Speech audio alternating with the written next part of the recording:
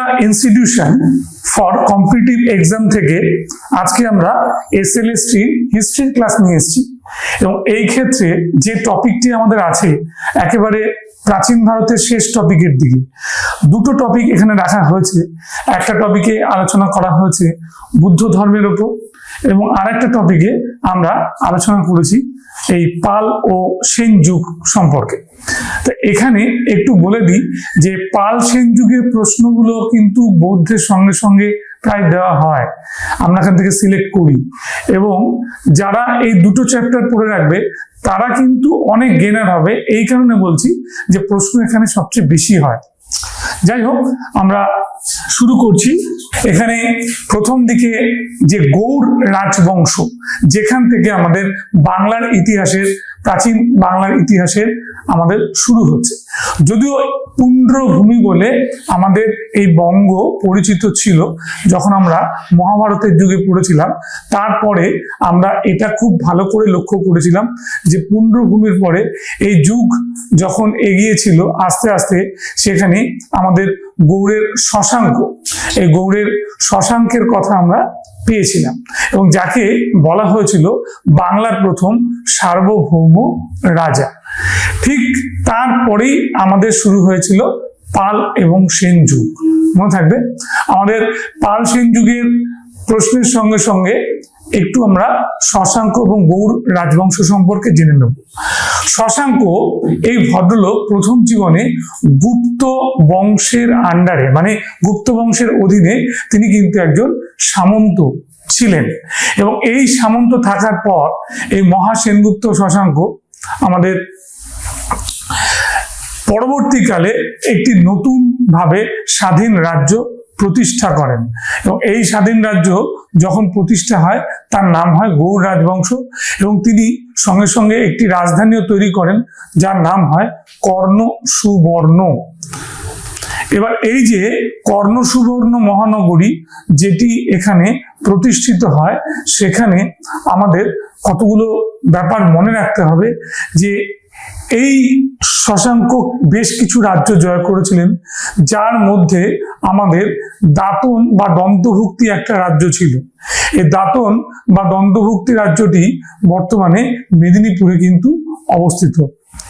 এবং এই প্রসঙ্গে আমি আরো একটা কথা বলে দেব যে এই শশাঙ্ক আমাদের প্রতিযোগিতার সম্মুখীন হয়েছিল, যেখানে শশাঙ্ক বন্ধু হিসেবে পেয়েছিলেন কেবলমাত্র আমাদের দেবগুপ্ত, যিনি মালবের রাজা ছিলেন। এবং শশাঙ্কের প্রতিদ্বন্দ্বী বা শত্রু যারা ছিল, শশাঙ্কের শত্রুর মধ্যে ছিল আমাদের কামরূপের রাজা ভাস্কর বর্মন, আমাদের বর্ধন বংশীয় রাজা প্রভাকর বর্ধন ও তার পুত্র আমাদের হর্ষবর্ধন। তাহলে থানেশ্বরের এই বর্ধন বংশের দুই রাজা, কামরূপের রাজা ভাস্কর বর্মন এবং সেই সঙ্গে সঙ্গে মৌখরী রাজা গ্রহ বর্মন কিন্তু শশাঙ্কের প্রতিদ্বন্দ্বী এবং শত্রু ছিল। যাই হোক, আমাদের এই মহাসেনগুপ্ত শশাঙ্ক প্রকৃত নাম ছিল নরেন্দ্রগুপ্ত এবং নরেন্দ্রগুপ্ত থাকার পর এই ভদ্রলোক কিন্তু মহাসেনগুপ্ত শশাঙ্ক উপাধি নন এবং তাকে কেউ কেউ মানে কোনো কোনো ঐতিহাসিক দাবি করেছেন যে তিনি নরেন্দ্রাদিত্য নামেও পরিচিত ছিলেন। এবার এই ভদ্রলোক তোমার যখন শশাঙ্ক যখন আমাদের যুদ্ধটা শুরু করেছিলেন, সত্যি কথা বলতে গেলে আমাদের এই বিখ্যাত রাজা হর্ষবর্ধন এবং হর্ষবর্ধনের দাদা রাজ্যবর্ধনের সঙ্গে সেই সময় বাণভট্ট, মানে যিনি হর্ষচরিতের রচয়িতা, তখন শশাঙ্ককে একজন শত্রু এবং একই সঙ্গে খুব খারাপ ব্যক্তি হিসেবে প্রদর্শন করেছিলেন। কখনো তাকে বলা হচ্ছে গৌড় ভুজঙ্গ, মানে গৌড়ের সাপ, আবার বলা হয়েছে গৌড়াধন, ঠিক আবার বলা হয়েছে গৌড় পাষণ্ড। এই তিনটি নামে তাকে অভিহিত করা হয়েছে। এবার আমি চলে যাব একটা কথায়।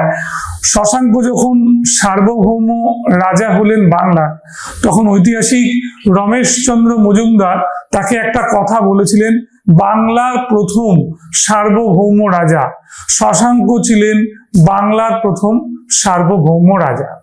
এবার আমরা চলে আসি সেই জটিল পরিস্থিতিটার মধ্যে, যেখানে আমরা দেখতে পেয়েছিলাম যে শশাঙ্ক একজন শৈব ছিলেন এবং শিবের উপাসক থাকায় তিনি নাকি বৌদ্ধ বিদ্বেষী ছিলেন। দেখো, এটা পুরোপুরি সত্য নয়, কারণ শশাঙ্ক আমাদের বৌদ্ধ বিহারে গিয়ে টাকা ধার চেয়েছিলেন তার কিছু কাজের সংস্কার করার জন্য, কিন্তু তাকে টাকা দেওয়া হয়নি এই বলে, যেহেতু তিনি একজন শৈব। তখন শশাঙ্ক বোধি বৃক্ষের মধ্যে একটা করে কুঠারের আঘাত করেন।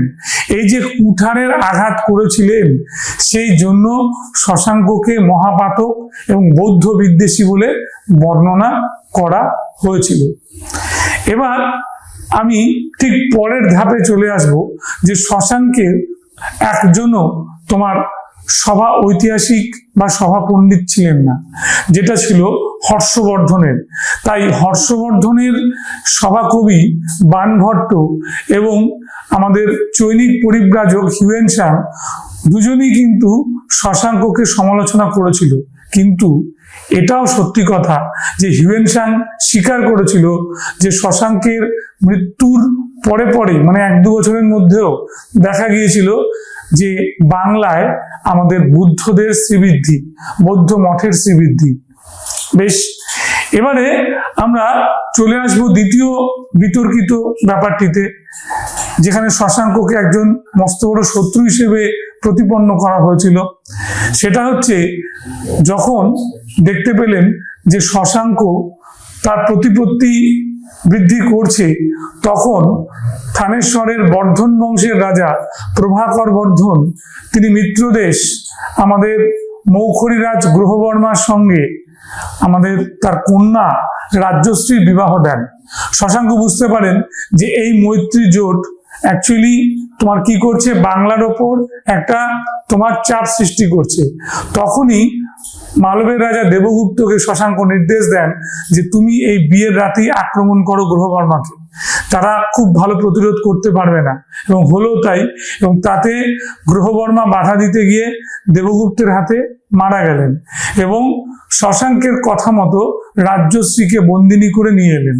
ঠিক এর পরবর্তী ঘটনা হচ্ছে যে হর্ষবর্ধনের দাদা রাজ্যবর্ধনকে প্রভাকর বর্ধন পাঠালেন শশাঙ্ক এবং দেবগুপ্তকে শাস্তি দেবার জন্য।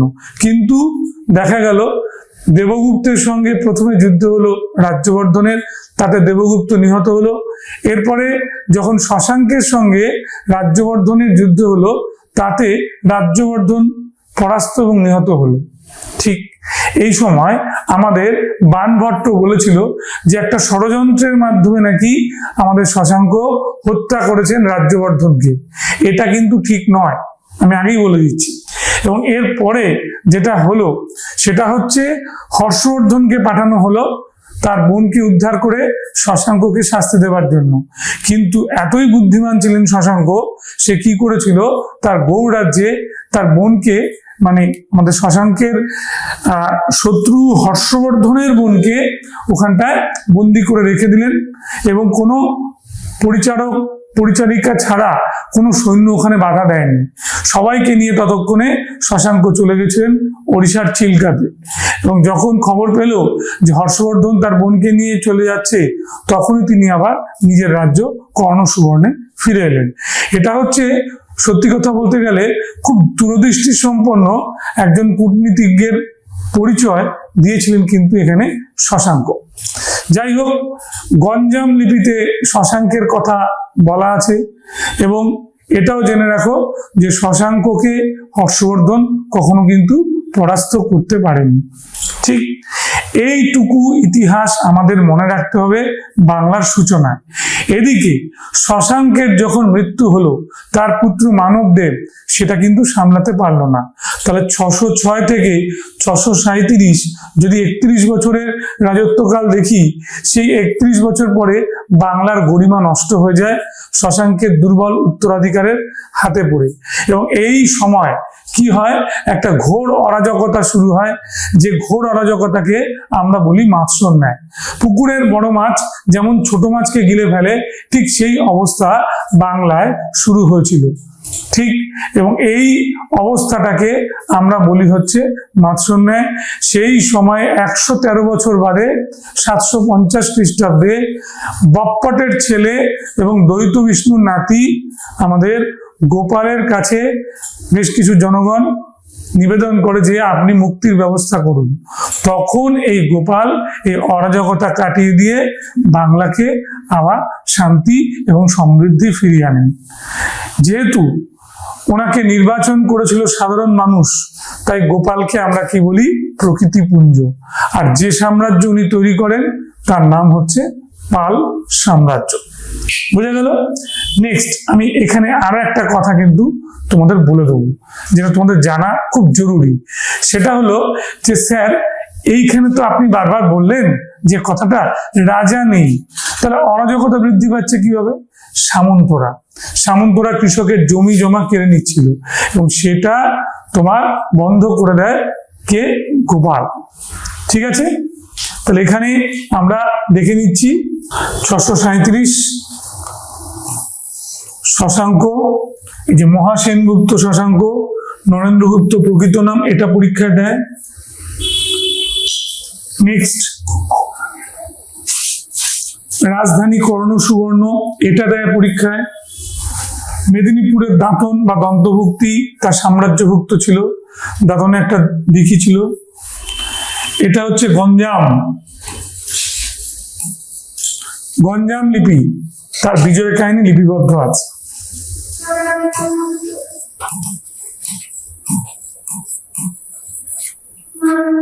শশাঙ্কের মিত্র মালবের রাজা দেবগুপ্ত দেওয়া আছে, দেখো এখানে। কামরূপ রাজ ভাস্কর বর্মন, মৌকুড়ি রাজ গ্রহবর্মন, বর্ধন বংশীয় রাজা হর্ষবর্ধন এবং প্রভাকর বর্ধন ওনার শত্রু ছিল। এই পয়েন্টটা ভালো করে পড়বে। নেক্সট তারপর চলে এসো, আমাদের তিনি শৈব ধর্মাবলম্বী ছিলেন। ঠিক আছে, বোধিবৃক্ষে কুঠারাঘাত করেন। ঠিক আছে,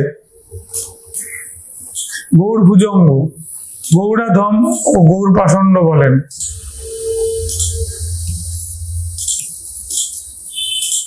হলো, রমেশচন্দ্র মজুমদার শশাঙ্ককে বাংলার প্রথম সার্বভৌম রাজা বলে উল্লেখ করেছেন। শশাঙ্কের মৃত্যুর পর তার পুত্র মানবদেব সিংহাসনে আরোহণ করেন।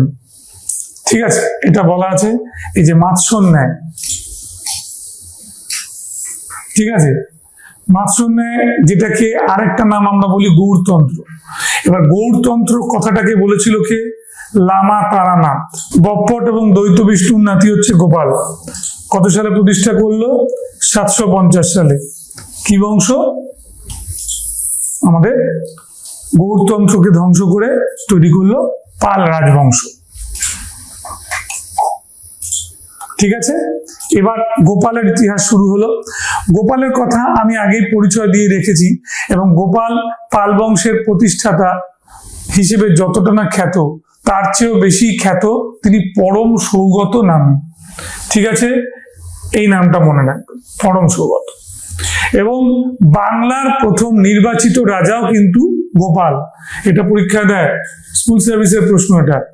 বাংলার প্রথম নির্বাচিত রাজা, ক্লাস 9-10-এর যে আমাদের পরীক্ষাটা হয় তাতে এটা আমাদের দিয়েছিল। এবার প্রকৃতিপুঞ্জ এনাকে বলা হতো, এটা একটা ইম্পর্টেন্ট প্রশ্ন। এবং বৌদ্ধ ধর্ম গ্রহণ করেছিলেন। একটা জিনিস জেনে রাখো, পাল বংশ এমন একটা রাজবংশ যেখানে প্রথম থেকে শেষ রাজা সবাই বৌদ্ধ ছিল।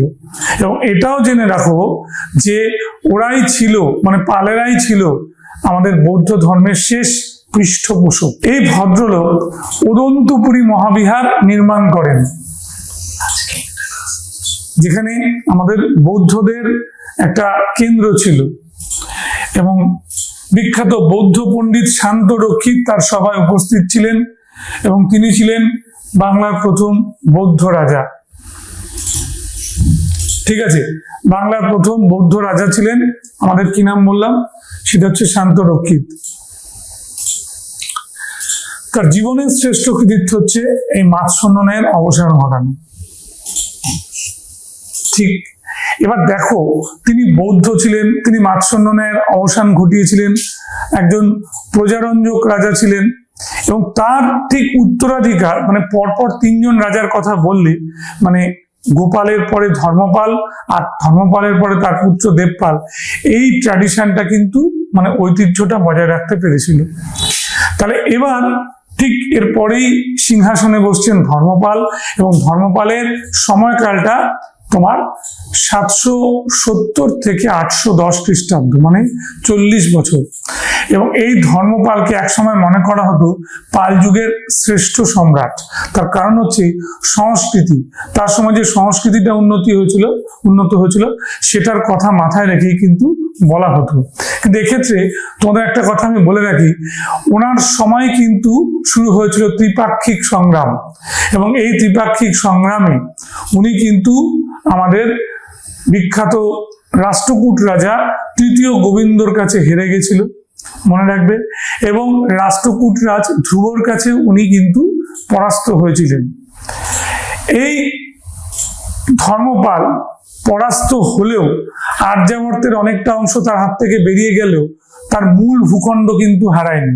তার মূল কারণ ছিল যে এই ভদ্রলোক মানে ধর্মপালের, যিনি আমাদের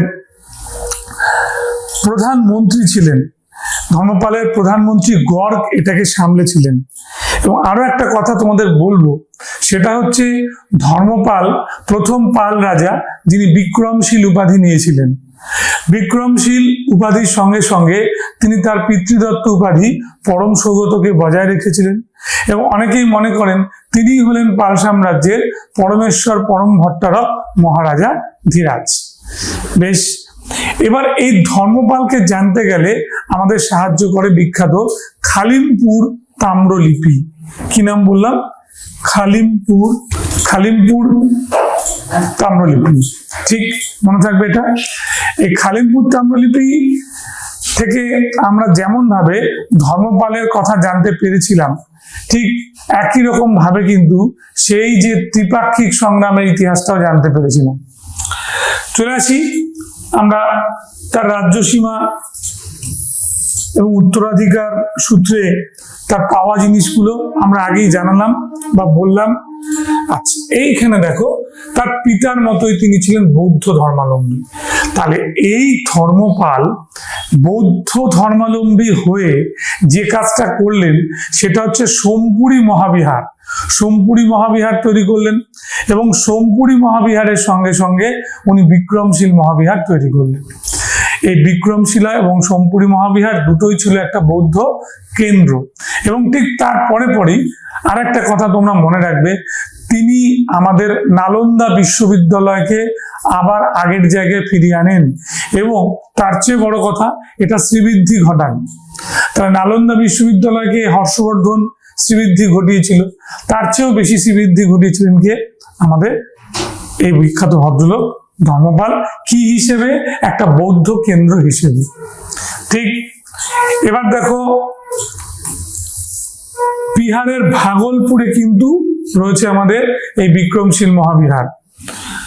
সোমপুরী মহাবিহারও কিন্তু আমাদের ওই বিহারকে কেন্দ্র করেই রয়েছে।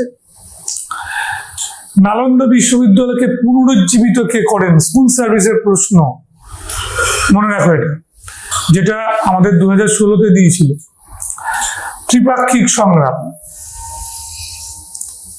এই ত্রিপাক্ষিক সংগ্রামের মধ্যে মনে রাখবে একটা ছিল পাল, একটা ছিল গুর্জর প্রতিহার, এবং আরেকটি ছিল হচ্ছে রাষ্ট্রকূট। এইবার ঐতিহাসিক দীনেশচন্দ্র সরকার প্রশ্ন করেছে, কেন এর মধ্যে তো আরো একটি আয়ুধ বলে একটা রাজবংশ যোগ দিয়েছিল, কিন্তু আয়ুধ ছিল মনে রাখবে ধর্মপালের সঙ্গে।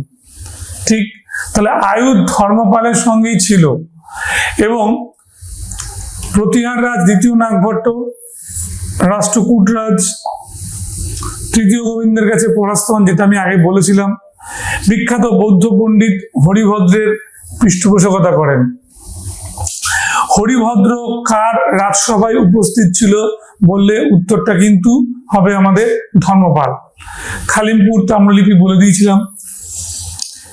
এইবার জেনে রাখো যে এই খালিমপুর তাম্রলিপি আমাদের একটা সোর্স দিচ্ছে যে তিনি আয়ুধ বংশীয় রাজা ইন্দ্রায়ুধকে পরাস্ত করেন এবং সেখানে চক্রায়ুধকে প্রতিষ্ঠা করেন। এই চক্রায়ুধ আর ইন্দ্রায়ুধ এই দুইয়ের মধ্যে শত্রুতা ছিল, কিন্তু উনি চক্রায়ুধের পক্ষ নেন। রাষ্ট্রকূট রাজ ধ্রুবের কাছে পরাস্ত হন, ঠিক আছে, মনে রাখবে। এবং ধর্মপালকে গুজরাটি কবি শোড্ডল তার উদয় সুন্দরী কথা বা কাব্যে উত্তরা পথস্বামী এইটা পরীক্ষায় দেয়, উত্তরা পথস্বামী বলে উল্লেখ করে, ঠিক আছে। এই যেখানে গুজরাটি কবি শোড্ডলের কথা আমি বললাম, শোড্ডল গুজরাটি হলেও কিন্তু এই বাঙালি রাজাকে একটা সম্মান দিয়েছিল, ঠিক আছে। এবং ধর্মপালের মৃত্যুর পরে তার সুযোগ্য পুত্র দেবপাল সিংহাসনে আরোহণ করে, ঠিক। তাহলে ধর্মপাল তুলনা করলে গোপালের থেকে তোমার হচ্ছে শক্তিশালী রাজা, কিন্তু যদি দেবপালের সঙ্গে তুলনা করা হয় তাহলে দেবপাল আরো বেশি শক্তিশালী রাজা। তাই দেবপাল হচ্ছে আমাদের পাল বংশের শ্রেষ্ঠ রাজা। দেবপাল কি বললাম, পাল বংশের সর্বশ্রেষ্ঠ রাজা। এবং এনার সময় যেটা হয়েছিল, রাজধানী একটা স্থানান্তরিত হয়েছিল। আগে গোপাল এবং দেবপালের সময় আমরা দেখেছিলাম পালদের রাজধানী ছিল গৌড়, ঠিক আছে, এটাকে আবার বানগড়ও বলা হয়। সেখান থেকে রাজধানী চলে এসেছিল কোথায়, মুঙ্গেরে। মুঙ্গের মানে পরিষ্কার বিহার, ঠিক আছে। এটা সম্পন্ন হয়েছিল কার সময়, দেবপালের সময়। দেবপালের সময় 3টে লিপি আছে, তাই তো। এই 3টে লিপির মধ্যে একটা গুরুত্বপূর্ণ লিপি হচ্ছে মুঙ্গের লিপি, ঠিক আছে। বাংলার রাজধানী গৌড় থেকে মুঙ্গেরে স্থানান্তরিত হয়। দেবপালের পূর্বসূরি তার পিতা ধর্মপাল এবং গোপালের রাজধানী ছিল বাংলার গৌড়ে, যা বর্তমানে বানগড় নামে পরিচিত। এটা এই পয়েন্টটা এখানে দেওয়া আছে। এবার আমাদের আরো দুটো লিপির কথা বলতে হবে, যার মধ্যে একটা আছে হরগৌরী লিপি, হরগৌরী ইনস্ক্রিপশন, ঠিক আছে। হরগৌরী ইনস্ক্রিপশনেও কিন্তু দেবপালের কৃতিত্ব আছে। কি কৃতিত্ব আছে এটা জেনে যাওয়া জরুরি। সেটা হচ্ছে দেবপালের সঙ্গে যুদ্ধ হয়েছিল রাষ্ট্রকূট রাজ অমোঘবর্ষে, এবং অমোঘবর্ষ তার কাছে পরাস্ত হন, এবং দ্বিতীয় নাগভট্ট দেবপালের কাছে পরাস্ত হন, ঠিক আছে। এবং উনি সেই যেটা হারিয়ে গিয়েছিল আমাদের কি বলবো পুরো উত্তর ভারতের মূল কেন্দ্র, সেই উত্তর ভারতের মূল কেন্দ্র আর্যাবর্তকে উনি আবার নিজের সাম্রাজ্যভুক্ত করতে পেরেছিলেন। নেক্সট, দেবপালের যে দুই প্রধানমন্ত্রী ছিল, কেদার মিশ্র এবং দর্ভপাণি, তাই তো। এই যে কেদার মিশ্র যার কথা আমরা এখানে বলছি, তিনি কিন্তু মনে রাখবে একটা কথা, এই ত্রিপাক্ষিক সংগ্রামের সময় একটা বড় ভূমিকা নিয়েছিল। হরগৌরী, মুঙ্গের আর বাদাল 3টে লিপি, ঠিক আছে। দেবপালের প্রধান সেনাপতি ছিলেন জয়পাল, যিনি সমস্ত যুদ্ধে তাকে জিতিয়েছিলেন। আসাম, উড়িষ্যা ও কামরূপ পর্যন্ত বিস্তৃত হয়েছিল।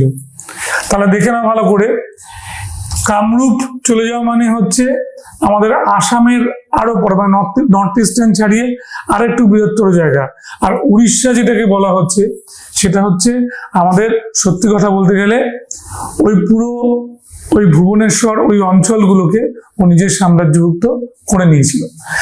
আমরা যেখানে দেখতে পেতাম যে ওই পুরীর জগন্নাথ দেবের মন্দির তৈরি হয়েছিল, সেটা হচ্ছে আমাদের 1250 খ্রিস্টাব্দে।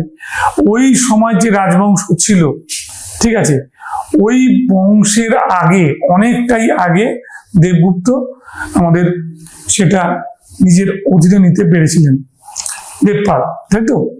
আচ্ছা, এবারে দেখো পরের জায়গাটা, অমোঘবর্ষকে পরাস্ত বলে দিয়েছি। ওনার সময় শ্রীলঙ্কার রাজা বালপুত্রদেব এসেছিলেন এবং বালপুত্রদেব যে কাজটা করেছিলেন সেটা ভালো করে মনে রাখবে। সেটা কি করেছিলেন? সেটা হচ্ছে বালপুত্রদেব যখন আমাদের দেবপালের সঙ্গে দেখা করেন তখন তিনি সরাসরি বলেছেন যে আমাকে 5খানি গ্রাম দান করতে হবে, যেখানে আমি বৌদ্ধ মোনাস্ট্রি মানে স্তূপ তৈরি করব। সেটা খুশি মনেই দেবপাল আমাদের এই ভদ্রলোককে বালপুত্রদেবকে 5টা গ্রাম দান করেছিল, ঠিক আছে, এবং ওরা বৌদ্ধ মোনাস্ট্রিও তৈরি করেছিল। বিখ্যাত বৌদ্ধ পণ্ডিত বা বৌদ্ধ কবি বজ্রদত্ত, তাই তো, বজ্রদত্ত ওনার রাজসভায় উপস্থিত ছিলেন এবং বজ্রদত্ত একটি গ্রন্থ রচনা করেছিলেন, তার নাম হচ্ছে লোকেশ ভরা শতক, ঠিক আছে, লোকেশ ভরা শতক। এবার আমরা দেবপালের আরো একটা ঘটনা জানবো। দেবপালের সময় আরবীয় ব্যবসায়ী সুলেমান রুহমি বা রুহমা নামে তাকে উল্লেখ করেছিল। এই প্রশ্নটা আমি বলে দিই, এটা যদিও 2 নম্বরের একটা কোশ্চেন ছিল, সে কোশ্চেনটা একটার সঙ্গে জুড়ে দেওয়া হয়েছিল 2012 সালে। বলেছিল যে পাল যুগে শিল্পকর্মকে আমাদের রুহুমি বলে কে উল্লেখ করেছিল এবং পাল যুগের 2টি উল্লেখযোগ্য মন্দিরের নাম বলো। তার মধ্যে এই প্রশ্নটা ছিল সুলেমান, ঠিক আছে, ব্যবসায়ী সুলেমান। সুলেমান 9ম শতাব্দীর মধ্যভাগে ভারতে পরিভ্রমণ করেন, এই পয়েন্টটা কিন্তু এখানে অ্যাড করে দেওয়া আছে। দেবপাল বৌদ্ধ ধর্মাবলম্বী ছিলেন ও মগধের কয়েকটি বৌদ্ধ মন্দির ও সংঘ নির্মাণ করেন। ঠিক, দেবপালের মা রন্না দেবী ছিলেন রাষ্ট্রকূট রাজকন্যা, ঠিক আছে, রাষ্ট্রকূট রাজকন্যা রন্না দেবী ছিল আমাদের ধর্মপালের স্ত্রী এবং দেবপালের মা, এটা মনে রাখবে। দেবপালের পরবর্তী পাল রাজা যারা এসেছিল, এখানে একটা লম্বা লিস্ট দেওয়া আছে, আমি বলে দিই, একজনও কিন্তু তোমাদের উল্লেখযোগ্য রাজা ছিল না। সেই হিসেব ধরতে গেলে 142 বছর, ভাবতে পারো 850 থেকে 992 যে পাল রাজারা ছিল তাদের খালি চলে যেত, ভালোভাবে চলে যেত, ঠিক আছে, বিলাস ব্যাসন করে তারা চলে যেত, রাজ্য বাড়াতে কিছুই পারেনি এবং খুব দুর্বল ছিল। এটা টানা চলে 142 বছর। মহেন্দ্র পালের শুরু এবং শেষ হয়েছিল বিগ্রহপাল। এবার দেখো এটা ঘুরে দাঁড়ালো প্রথম মহিপাল। এখানে দেখে রাখো সময়সীমাগুলো উল্লেখ করে দেওয়া হয়েছে, তাই তো, খুব অথেন্টিক। এখানে পাল সাম্রাজ্যের এই ইতিহাস বর্ণনা করা হয়েছে 2টো বই থেকে। একটা হচ্ছে আব্দুল মোমিন চৌধুরী, ঠিক আছে, বাংলার ইতিহাস, যেটা ঢাকা পাবলিকেশন। আর একটা করা হয়েছে পালদের ভালো ইতিহাস জানবার জন্য, সেটা হচ্ছে রমেশ চন্দ্র মজুমদার। এরা আবার সাল তারিখের কাজ খুব ভালো করেছে, ঠিক আছে। এবার দেখো, তিনি পাল সাম্রাজ্যের 2য় প্রতিষ্ঠাতা, এটা পরীক্ষা দেয়। কাকে বলা হয় পাল সাম্রাজ্যের 2য় প্রতিষ্ঠাতা? প্রথম মহিপাল। স্যার কেন বলা হয়? উনি কি কাজ করেছিলেন? যে মহৎ কাজটা করেছিল, যখন আমাদের দক্ষিণ ভারতের চোল রাজারা, রাজেন্দ্র চোল স্পেশালি, তাঞ্জোর থেকে যখন তিনি গঙ্গা নদী পেরিয়ে এই ভারতে ঢুকেছিলেন, তখনই তার নাম হয়েছিল গঙ্গাই কোন্ডা। কোন্ডা শব্দের অর্থ হচ্ছে যিনি অতিক্রম করেন, তাহলে গঙ্গাকে অতিক্রম করলো, তাহলে গঙ্গাই কোন্ডা হলো।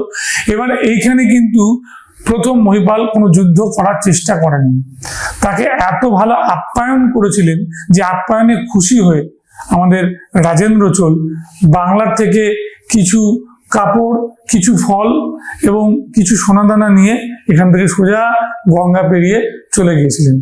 তাহলে যুদ্ধ না করে নিজের রাজ্যটাকে যে বাঁচিয়েছিলেন, এই বেতসী বৃত্তি অবলম্বন করে, চাণক্যর বা কৌটিল্যের ভাষা অনুযায়ী এটাকে বলে আমরা বেতসী বৃত্তি। সেই জন্য ও পাল সাম্রাজ্যকে গভীর সংকট থেকে বাঁচিয়ে দিয়েছিল, তাই ওনাকে বলা হচ্ছে পাল সাম্রাজ্যের 2য় প্রতিষ্ঠাতা। এবং মনে রাখবে, এই যে পয়েন্টটা দেওয়া আছে যে 1022 খ্রিস্টাব্দে বাংলা আক্রমণ করা, এটাও যেমন একটা বড় ঘটনা ওনার সময়, তেমন মহিপালের রাজত্বকালে কিন্তু সুলতান মাহমুদ, ঠিক আছে, মানে গজনীর সুলতান মাহমুদ মানে ভারত আক্রমণ করেন। সুলতান মাহমুদ ব্র্যাকেটে গজনী আক্রমণ করেন আমাদের ভারত।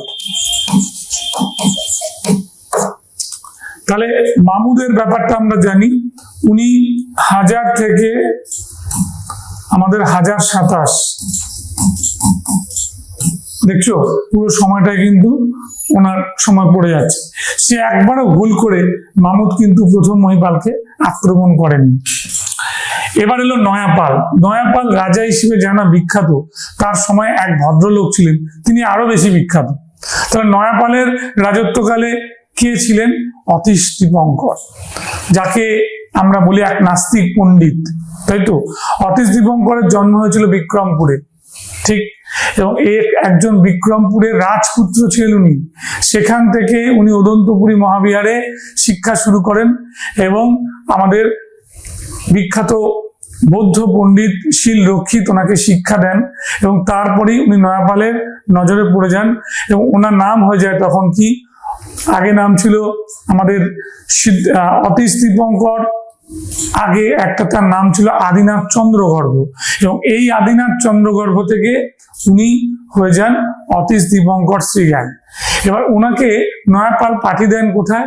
পাঠিয়ে দেন তিব্বতে, এবং তিব্বতে গিয়ে তিনি বৌদ্ধ ধর্মের প্রচার করেন, এবং তিনি ছিলেন দ্বিতীয় ব্যক্তি যিনি তিব্বতে গিয়ে আমাদের ধর্ম প্রচার করেন। তার প্রশ্ন হতে পারে, তিব্বতে গিয়ে প্রথম ধর্ম প্রচার কে করেন? তিব্বতে গিয়ে প্রথম ধর্মপ্রচার যিনি করেছিলেন তার নাম পদ্মসম্ভব, ঠিক আছে। আর অতীশ দীপঙ্কর আরো বেশি জনপ্রিয়তা লাভ করেন। ওখানে উনি বিমল রত্নলেখা বলে একটি বই রচনা করেন, যেটি নয়াপালের সঙ্গে তার চিঠির বিবরণটা ওর মধ্যে দেওয়া আছে। এবং আরো বলে দিই, সেটা হচ্ছে মহাবোধিপদ প্রদীপ, পিণ্ডার্থ প্রদীপ, এগুলো তার বিখ্যাত গ্রন্থ। এত জনপ্রিয় হয়েছিলেন তিব্বতে যে তাকে ডাকা হয়েছিল আমাদের দ্বিতীয় বুদ্ধ নাম। মনে থাকবে, এইটা হচ্ছে ভাইটাল পয়েন্ট। দেখে নিই আমরা একবার। কলাচুরি রাজবংশের রাজা কর্ণের বিরুদ্ধে যুদ্ধ করেন এবং কলাচুরির চেদিরাজকে উনি পরাস্ত করেন। নয়াপালের সময় অতীশ দীপঙ্কর বিক্রমশীল মহাবিহারের অধ্যাপক ওদের নিয়োগ করেন। নয়াপালের রাজত্বকালে আমাদের অতীশ দীপঙ্কর খ্যাতি লাভ করেন, ঠিক আছে, খ্যাতি লাভ করেন। এবং এইখানে এই যে তার প্রকৃত নাম আদিনাথ চন্দ্রগর্ভ, দ্বিতীয় বুদ্ধ বা শ্রীজ্ঞান উপাধি ছিল। বৌদ্ধ ধর্মকে তিব্বতে পুনরুজ্জীবিত করেন। এই যে পদ্মসম্ভব হচ্ছে প্রথম প্রচার করেছিল তিব্বতে বৌদ্ধ ধর্ম। সব পরপর দেওয়া আছে। এর মধ্যে এই বইটা ইম্পর্টেন্ট, পিণ্ডার্থ প্রদীপ, মহাবোধিপদ প্রদীপ বা মহাবোধি প্রদীপ, এবং এই যে কি বললাম বিমল রত্নলেখা,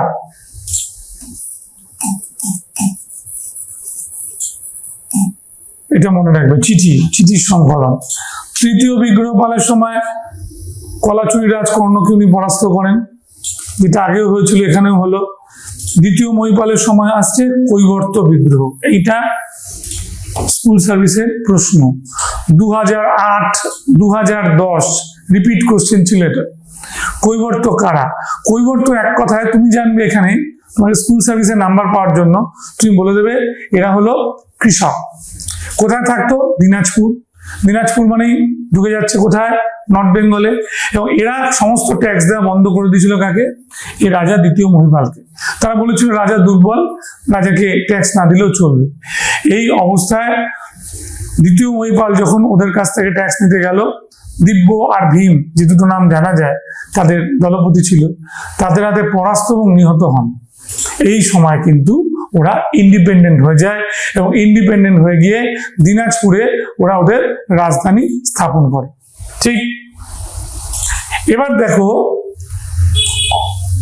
পরের যে ঘটনা বললাম, সন্ধ্যাকর নন্দীর কথা এখানে উঠে আসবে, যে রামচরিত কাব্যে এই ঘটনাটার উল্লেখ করেছিল, কৈবর্ত বিদ্রোহের কথা। দিনাজপুর বলে দিয়েছি, নিহত হন দিব্যরাতে পরাস্ত নিহত হন হচ্ছে এই ভদ্রলোক, তাই তো, আমাদের দ্বিতীয় মহিপাল। দ্বিতীয় সুরপাল আনইভেন্টফুল, মানে কোনো ঘটনা নেই 6 বছর রাজত্বে, না পড়লেও চলে। এবং রামপালই হচ্ছে আসল ইতিহাসটা, পড়তে হবে। পাল বংশের শেষ শক্তিশালী রাজাকে, উত্তর হবে রামপাল, মনে থাকবে। এবং রামপালকে নিয়ে লেখা হয়েছিল রামচরিত, তাই তো। রামপাল কি করলো? এই কৈবর্ত বিদ্রোহ দমন করলো, ঠিক। এবং কৈবর্ত বিদ্রোহ দমন করার সময় ওই বিদ্রোহীদের পুরোপুরি শাস্তিও দিলেন, মানে গর্দান দিলেন, তাই তো। এবং ওদের যে নেতা ভীমকে পরাস্ত করেন, এবং ভীমকে পরাস্ত করে বুন্দেলখণ্ড দখল করেন, এবং ভীমকে ডেথ পানিশমেন্ট বা মৃত্যুদণ্ড দেন। কৈবর্তটা কি? কৃষক শ্রেণী, এটা পরীক্ষায়। আবার কেউ বলে মৎস্যজীবী। অপশন দিলে তুমি কৃষক শ্রেণী করবে, এটার পাল্লা ভারী। আচ্ছা, রামপালের রাজধানী হলো রামাবতী, যেটা মালদা আছে, গৌড় মালদা। এবার এলো কুমারপাল। কুমারপাল খুব ইম্পর্টেন্ট রাজা না। কুমারপালের সময় এই কামরূপ আসামে বিদ্রোহ হয়েছিল। কুমারপালের প্রধানমন্ত্রী বিদ্যাদেব এই বিদ্রোহটা দমন করেছিল।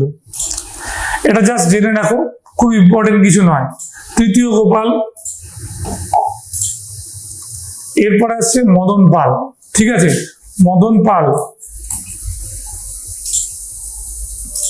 এই যে মদন পালের কথা আমি বললাম, তিনি ছিলেন পাল সাম্রাজ্যের শেষ একজন পরিচিত রাজা। পরিচিত বললাম, শেষ রাজা বললাম না কিন্তু।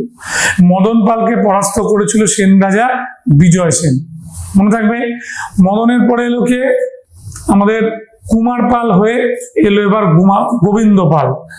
এবার গোবিন্দ পাল যখন এলো, ইনি বলতে পারো একেবারে চূড়ান্ত ভাবে পরাস্ত হলো কার হাতে? সেটা হচ্ছে বল্লাল সেনের হাতে। এবং তারপরে শেষ যে পাল রাজাকে আমরা পাচ্ছি, তার নাম পল পাল, ঠিক আছে। পল পাল, এই পল পালই হচ্ছে শেষ রাজা। পরিচিত কথাটা বলতে হবে না, শেষ রাজা। তিনি গৌড়েশ্বর উপাধি নিয়েছিলেন, এমন একটা প্রমাণ পাওয়া যায়। এবং মনে রাখবে, একই সঙ্গে সব পাল রাজারাই বৌদ্ধ ধর্মে দীক্ষিত ছিল। ভারতের শেষ বৌদ্ধ ধর্মের পৃষ্ঠপোষক পালরা। আর পাল যুগে বজ্রযানী বৌদ্ধ ধর্মের প্রসার ঘটে। তোমরা যারা সিকিমে বেড়াতে গেছো, দার্জিলিং এ বেড়াতে গেছো, তোমরা অনেক বৌদ্ধ মোনাস্ট্রিতে দেখেছো, বৌদ্ধ মঠগুলোতে, যে একটা কঙ্কাল আর দুটো হাড়কে ক্রসে রাখা আছে, এবং সেখানে কেক এবং কিছু দামি মদ দেওয়া হয়েছে। এটা তখনই সঙ্গে সঙ্গে দেখলেই বুঝতে পারবে যে তোমরা বজ্রযানী কোন একটা বৌদ্ধ মোনাস্ট্রিতে চলে এসছো, যেটা ওইখানে খুব জনপ্রিয়, তিব্বতে জনপ্রিয় হয়েছিল এটা। বলে দিই, সেই বজ্রযানী বৌদ্ধ ধর্মের মধ্যে তান্ত্রিক বৌদ্ধ ধর্ম, মানে আমরা কি দেখতে পাই, শান্তির বৌদ্ধ ধর্মের সঙ্গে সঙ্গে তন্ত্র মন্ত্রটাকে অ্যাড করা হয়েছিল। আবার কিছু বৌদ্ধিস্ট আছে দেখবে, যারা সহজিয়া, মানে সহজান, যারা এই সমস্ত কোনো নৈবেদ্য কিচ্ছু চায় না, বুদ্ধকে খুব সাধারণভাবেই রাখে এবং ওরা সাধারণ জীবনযাপন করে। যেমন বাউল সাধনা, এটা কিন্তু সহজিয়া বা সহজান। পাল যুগে জগদ্দল মহাবিহার আর দেবীকেওট মহাবিহার প্রতিষ্ঠিত হয়, ঠিক। এবং এইখানে উঠে আসে দুজনের নাম ধীমান এবং বৃতপাল, ঠিক আছে। এরা দুজন জনপ্রিয় আমাদের কি ছিল? স্থাপত্যবিদ ছিলেন, মনে রাখবে। আমাদের পাল যুগের পর যেটা আমরা এখানে বলবো আমাদের বৌদ্ধ ধর্মের সঙ্গে সঙ্গে, সেটা হচ্ছে আমাদের সেন যুগ। সেন যুগ বলার আগে আমি কিছু কথা অবশ্যই এখানে বলে নেব।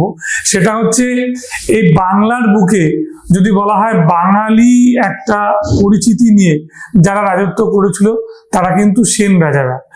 তবে সেনরা কি সত্যি সত্যি তোমার মনে হয় যে ওরা ছিল তোমার দক্ষিণ ভারতীয় ছিল, না বাঙালি ছিল? একটা তর্ক আছে, তর্কটা আমি বলে দিই। অ্যাকচুয়ালি সেনরা এসেছিল কর্ণাটক থেকে, মনে থাকবে কি বললাম? সেনরা এসেছিল আমাদের কর্ণাটক থেকে, ঠিক ঠিক আছে, এবং ওরা কিন্তু ছিল এক ধরনের কর্ণাটকী ব্রাহ্মণ। ঠিক, তাহলে কর্ণাটকী ব্রাহ্মণ, কর্ণাট থেকে মানে দক্ষিণ ভারত। এবার এদের যে প্রতিষ্ঠাতা ছিল সামন্ত সেন, এই সামন্ত সেন নিজেকে একটা পরিচয় দিত। কি বলতো সামন্ত সেন নিজেকে? বলতো তিনি হলেন ব্রাহ্মণ ক্ষত্রিয়।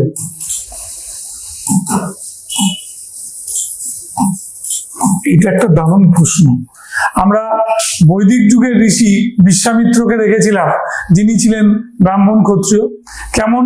উনি ক্ষত্রিয় অ্যাকচুয়ালি ছিলেন, এবার তপস্যা করে ব্রহ্মজ্ঞান লাভ করে ব্রাহ্মণ হয়েছিলেন। আর এখানে এরা হচ্ছে শুরুতেই হচ্ছে ব্রাহ্মণ। ব্রাহ্মণ হয়ে এরা কাজ করত, কিন্তু যখন রাজপাট হাতে তুলে নিয়েছিল তখন ওরা নিজেদেরকে ক্ষত্রিয় বলে পরিচয় দিয়েছিল। তাই ওদের এক কথায় বলা হয় ব্রাহ্মণ ক্ষত্রিয়। তাহলে সামন্ত সেন একজন সঠিক অর্থে ব্রাহ্মণ ক্ষত্রিয়, এবং ইনি হচ্ছেন সেন বংশের প্রতিষ্ঠাতা। এবং এনার পরে যিনি সিংহাসনে বসেছিলেন তার নাম হচ্ছে, মনে রাখবে, সামন্ত সেনের পরে আমাদের পরবর্তী রাজা হেমন্ত সেন।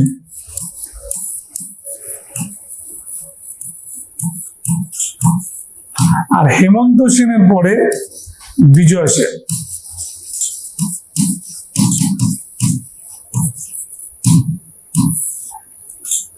এক্ষেত্রে আমার একটা কথা বলার আছে, খুব ভালো করে মনে রাখবে। এই যে আমাদের সামন্ত, হেমন্ত এবং বিজয় সেন আমরা বললাম, পরপর তিনজন সেন রাজা। কোশ্চেনটা আমি বলে দিচ্ছি, 2006 সালের স্কুল সার্ভিসের একটা কোশ্চেন ছিল, প্রথম তিনজন সেন রাজা কে ছিলেন? উত্তর হবে সামন্ত সেন, হেমন্ত সেন, বিজয় সেন। ঠিক তার সঙ্গেই আবার একটা কোশ্চেন জোড়া ছিল, 2006 দেখবে প্রশ্নটায় বলছে যে সেন সাম্রাজ্যের প্রকৃত প্রতিষ্ঠাতা কে ছিল? সেন সাম্রাজ্যের প্রকৃত প্রতিষ্ঠাতা ছিল বিজয় সেন।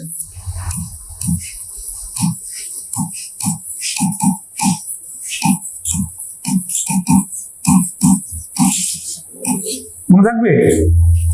এবং এটাও জেনে রাখো, এটাও খুব ভালো করে জেনে রাখো যে এই সময় কিন্তু প্রচুর পরিমাণে সংস্কৃত ভাষার প্রচলন ছিল, এবং বাংলায় সাধারণ মানুষ অনেকেই এই সংস্কৃত ভাষায় কথা বলতো। এবার বিজয় সেনের দুটো রাজধানী, বিজয় সেনের দুটো রাজধানী,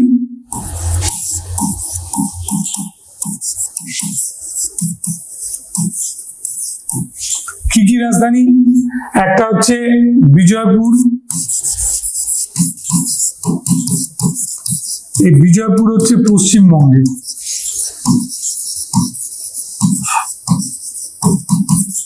আর একটা কি বিক্রমপুর।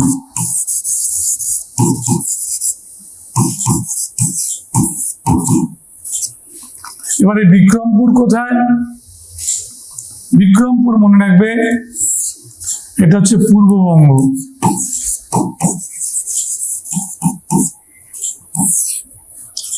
বিজয় সেনের রাজসভায় একজন বিখ্যাত তোমার চিত্রশিল্পী উপস্থিত ছিল, ঠিক আছে? এবং এই চিত্রশিল্পী তোমার দীর্ঘকাল সেনদের সময় অনেক ছবি এঁকেছিল, খুব গুরুত্বপূর্ণ ছবি। কে সেই চিত্রশিল্পী এটা তোমাকে জানতে হবে। আর একটা জানতে হবে যে এই ভদ্রলোক কিন্তু পুরোপুরি আমাদের হিন্দুবাদী, মানে ব্রাহ্মণ্যবাদী। এবং ব্রাহ্মণ্যবাদী হয় এখানে বিষ্ণুর উপাসনা বলো বা অন্যান্য হিন্দু দেব দেবতার একটা তোমার কি বলবো পুজো আর্চা চলতো। এবং এই তোমার বিজয় সেন তোমার একটা খুব বড় রকমের সাম্রাজ্য এখানে তৈরি করে দিয়ে যান, যেটার উপর নির্ভর করে পরবর্তীকালে বল্লাল সেন এবং আমাদের লক্ষণ সেনের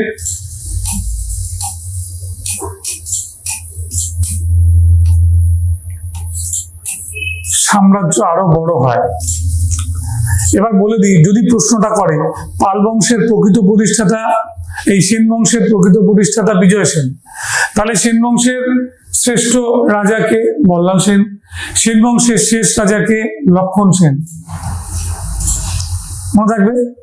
এবার লক্ষণ সেন শেষ আমি এক অর্থে বলবো না, লক্ষণ সেন হচ্ছে সেন বংশের শেষ শক্তিশালী তোমার রাজা। আর শেষ রাজা কে ছিলেন? লক্ষণ সেনের পরে মনে রাখবে আমাদের কেশব সেন, তারও পরে পুরুষোত্তম সেন।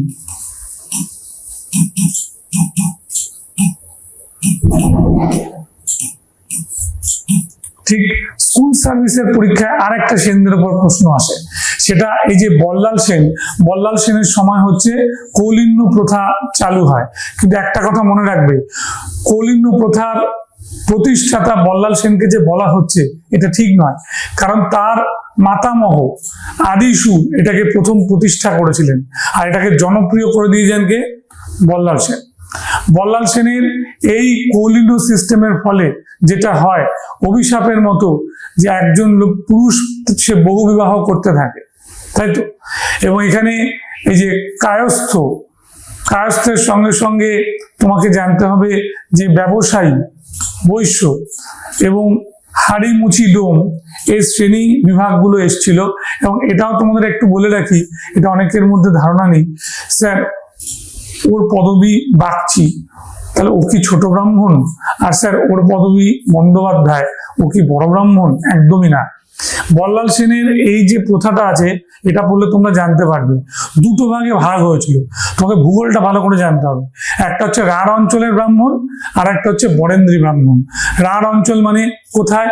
সেটা হচ্ছে পুরোপুরি আমাদের পশ্চিমবঙ্গটা, তাহলে আমরা সুন্দরবন অঞ্চল থেকে টানা যে অঞ্চলটা আমরা আসছি সেটা তো রাঢ় অঞ্চল পড়ছে। তাহলে ওখানের ব্রাহ্মণ হচ্ছে বন্দ্যোপাধ্যায়, চট্টোপাধ্যায়, মুখোপাধ্যায়, এরা গঙ্গোপাধ্যায়। আর ওরা যারা চলে গেল হচ্ছে তোমার কোথায়? ওই বরেন্দ্রী মানে পূর্ববঙ্গে, তাদের মধ্যে লাহিড়ী, সান্যাল, বাগচি, পুততুণ্ড, কাঞ্জিলাল, পতি, এই পদবীগুলো আমরা কিন্তু দেখতে পাই, যারা হচ্ছে ব্রাহ্মণ। ঠিক পরবর্তীকালে সেটেলড হয়, যেমন পুরুলিয়া আর বাঁকুড়াতে কিছু ব্রাহ্মণরা সেটেল হয়, আবার তোমার কিছু চট্টগ্রাম বা চাঁদগাঁওয়ে কিছু ব্রাহ্মণ সেটেল হয়। এইভাবে আস্তে আস্তে কি হয়? ভাগ হয়ে যায়। কায়স্থর ব্যাপারটাও বলে দিই, স্যার ঘোষ, বোস, গুহ, মিত্র ছাড়া আর কি কেউ কায়স্থ না? অবশ্যই কায়স্থ। এর মধ্যে একটা পদবী তোমরা দেখবে সেনগুপ্ত এবং দাশগুপ্ত, জেনে রাখো ভালো করে, যে এরা অ্যাকচুয়ালি তোমার ছিল ব্রাহ্মণ। এবার ব্রাহ্মণ সবাই তো পুজো করছে, অন্যরা চান্স পাচ্ছে না, তখন বল্লাল সেন তাদের বুদ্ধি দিল, নিদান দিল যে তোমরা তো তাহলে পৌরোহিত্য ছেড়ে দিয়ে তোমরা তো চিকিৎসকের কাজ করতে পারো। তখন ওদের বলা হলো বদ্যি বা বৈদ্য। ঠিক এরা আবার কি করলো? এরা সবাই হাড়ি হোক, মুচি হোক, ডোম হোক, ব্রাহ্মণ হোক, সবাইকে চিকিৎসা করতে শুরু করলো। তাহলে যার যাওয়ার ভয় নেই, কারণ সে পেশায় কি হয়ে গেছে এখন? বৈদ্য। তাহলে এই যে দাশগুপ্ত, সেনগুপ্ত, গুপ্ত, এরা সবাই কিন্তু তার পদবীকে গুপ্ত করে দিয়ে কি করলো?